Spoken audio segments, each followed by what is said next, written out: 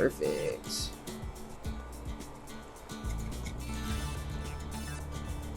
Yeah, there we go. So we're just about there now.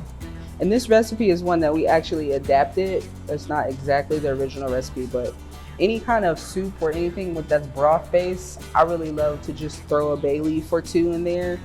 It brings another little layer dimension of flavor. Kind of draws out that savoriness to balance out the sweetness of the corn and the tomatoes and the tomato paste. Okay. So I'm gonna go ahead and drop that in there. And once the tomato paste goes in, at this point now, it's just allowing the heat to bring it up to a simmer. Just let it simmer for a few minutes, about 15 to 20 minutes. If you go longer, okay, we're not using all of that. It's like half, right? Nah, not even that much probably. Let's see.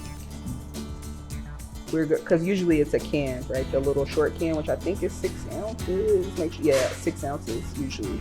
So let's measure. Somebody, they on this cleanup action. They're not playing. Grab the scale already. Let's see.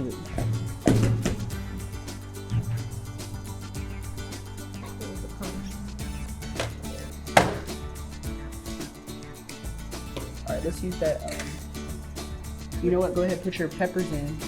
Yeah. And then we'll use that container to measure out your tomato paste. Our poblanos going in.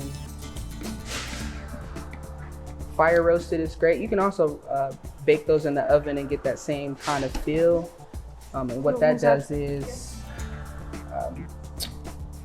makes it easier to peel. It takes some of the bite out of the bitterness out of the pepper and just left with that sweet and savory.